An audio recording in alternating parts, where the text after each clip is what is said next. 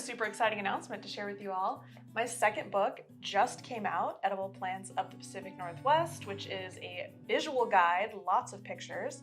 I've been working on it for the last year and a half, and so I'm really excited for you guys to finally see everything that's in here. I really wanted to publish foraging guides that were super accessible and easy to use. And for me, that meant putting in a lot of pictures. A lot of the other foraging guides that I had gotten before I wrote these books were like maybe one picture, maybe one like black and white illustration of the plant.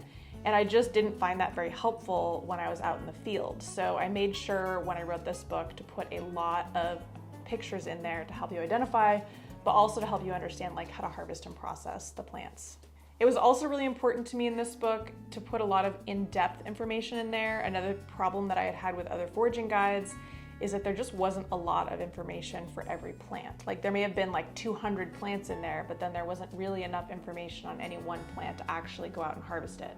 So I actually ended up putting less plants. I put the 40 most common plants in our bioregion and the most abundant. And I put a lot more in-depth information in them, and we'll get into what exactly that means. In the main section of this book, there are 40 entries, each for a different wild edible plant in the Pacific Northwest. And for each entry, there's a page that looks like this to show you all of the different stages of growth so you can identify it really easily in the field. There's also a recipe, and all the recipes are really simple recipes. Preparation is really important for wild plants because some of them need to be prepared in a very particular way. Another really big emphasis in my book that was really important to me was respectful harvesting.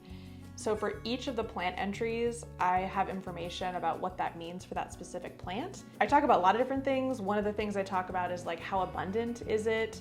Another thing I talk about is like what other animals eat that plant, and so like who do we need to leave some for?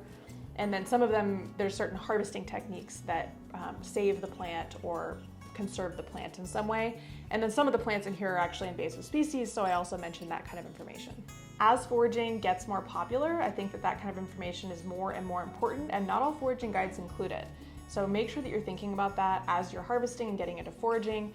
I think that having that kind of reciprocal, respectful relationship can actually feel really good for us. Also, I want you to check out the introduction where I go into foraging ethics directly. I talk about legalities of public versus private land, and I also talk about safety for things like soil contamination and other concerns when you're foraging. Also in the beginning of the book is a seasonal harvest calendar that shows when to harvest each of the plants.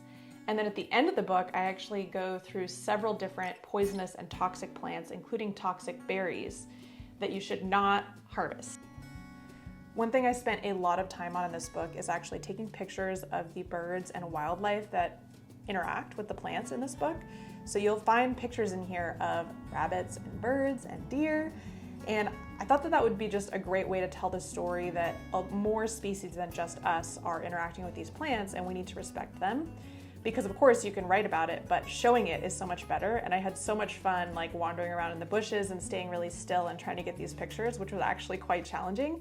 So I hope when you open up your book, you can kind of like Where's Waldo them all out in there and enjoy the cute animals and all the things.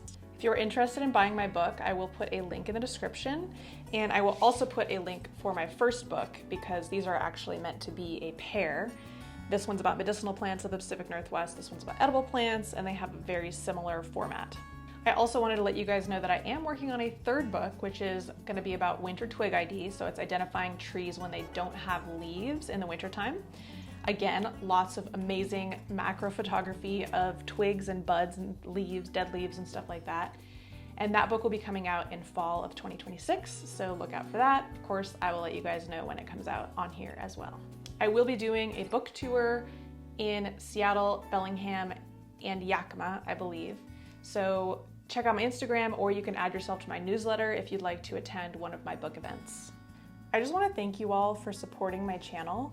It gives me so much joy to write these books, and it also gives me a lot of joy to see all of the adventures and hear about all the adventures that you get to go on because of this book.